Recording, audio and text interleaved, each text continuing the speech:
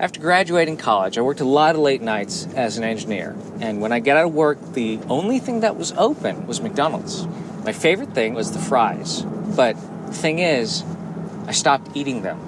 I felt guilty about eating their food. So that's why when they asked me to help you find answers, I was a little skeptical at first. But then I thought, maybe this is a chance to get to the truth. Now, as an engineer, I normally take a bunch of components and put them together to form a machine. Any machine can be deconstructed. And by looking at the assembly process in reverse, you can get a better idea of how it's made. And that's what I'm going to do with McDonald's French fries. I'm going to reverse engineer the whole process. I'll start with a fully finished fry, and in the end, hopefully, I'll have a potato that came straight out of the ground. So, Coco, I've been asked by people, are the fries even made out of potatoes? Are they, ground up and mushed into the fry shape? Sure, that's why I'm glad you're here today. We're going to take you through the whole process so we can make sure you have your answers. Okay, from the very end all the way back to the beginning. Yes. We're at the end of the freezer tunnel. Now, I know what you're thinking. These look like potatoes, but are they really potatoes? Let's go check out the rest of the process. All right. So this whole thing is the freezer tunnel.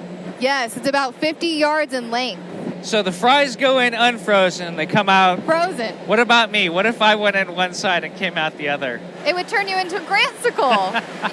So what's before freezing? So these are actually cooked.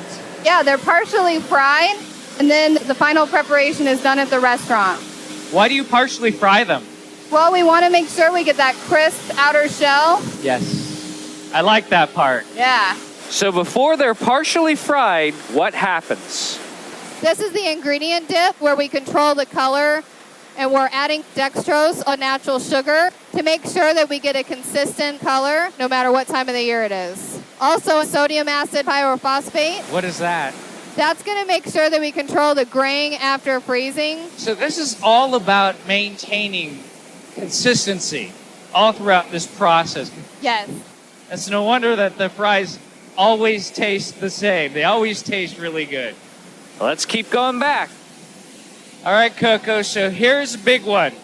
Now, I've been asked by people to show them the machine where you take the mashed up potato goo and you inject it into these molds in order to make the perfect French fries. We don't do that here. Behind us, you can see whole potatoes coming at us. Yes, and then I see this thing that looks like a cannon. It works similar to a cannon. We're lining up the potatoes in a tube with high-pressure water and shooting them through a water knife here. It's precision cutting. What? Check that out. That is crazy. How fast do they fire through here? 60 to 70 miles per hour. So, Coco, where does the ammo for the potato gun come from? Let's go find out. So these are all the potatoes coming in. I mean, some of these are huge. That one's as big as my forearm. Are you using GMO potatoes? No, we don't use GMO potatoes for McDonald's fries, but we do use different varieties. So we have russet Burbanks and Umatillas. Potatoes are just like people. They come in different shapes and sizes.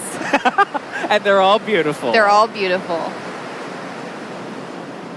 So I've been all through this factory, and I've seen the potatoes come off the trucks. I got one final question.